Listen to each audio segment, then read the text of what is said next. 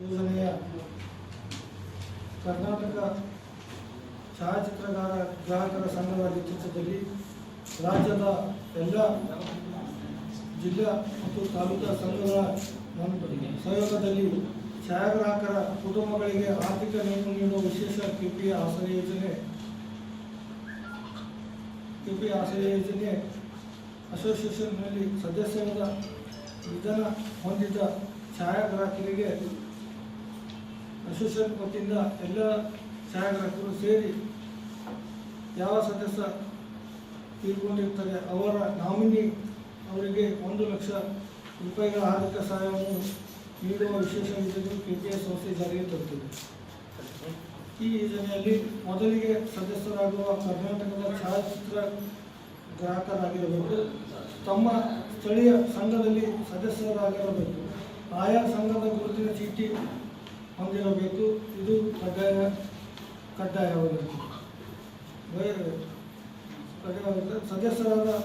ಸದಸ್ಯರಾಗಲು ಬಯಸುವವರು ತಮ್ಮ ಸಂಘದ ವ್ಯಾಪ್ತಿಯಲ್ಲೇ ಸದಸ್ಯರಾಗುವುದು ಕಡ್ಡಾಯ. ಈ ಯೋಜನೆಗೆ 110 ರೂಪಾಯಿ ಹಣ ನೀಡಿ ಯೋಜನೆಯ ಅರ್ಜಿ ಭರ್ತಿ ಮಾಡುವ ಮೂಲಕ ಸದಸ್ಯತ್ವ ಪಡೆಯಬೇಕು. ಈ ಯೋಜನೆಯಲ್ಲಿ ಕನಿಷ್ಠ ರಾಜ್ಯಾದ್ಯಂತ 10,000 ಛಾಯಾಗ್ರಾಹಕರ ಸದಸ್ಯರ ವಾಟ್ಸಪ್ ಗ್ರೂಪ್ನಲ್ಲಿ ಸೇರಿಸುವ ಉದ್ದೇಶ ಹೊಂದಿದೆ. ಜೂನ್ 1 ರಿಂದ ಆಗಸ್ಟ್ 19ರವರೆಗೆ ಸದಸ್ಯತ್ವ ಅಭಿಯಾನ ಇರುತ್ತದೆ.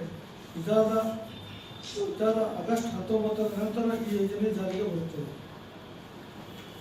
ಅಲ್ಲಿಯವರೆಗೂ ಕೇವಲ ಸದಸ್ಯತ್ವ ನೋಂದಣಿ ಮಾತ್ರವೇ ಇರುತ್ತದೆ. ಆಸರೆ ಯೋಜನೆಯಲ್ಲಿ ಸದಸ್ಯರಾದವರು ಯಾರಾದರೂ ನಿಧನ ಹೊಂದಿದ್ದರೆ ಅಂತಹ ಸಂದರ್ಭದಲ್ಲಿ ಪ್ರತಿ ಸದಸ್ಯನಿಂದ ₹10 ದೇಣಿಗೆ ಪಡೆಯಲಾಗುವುದು.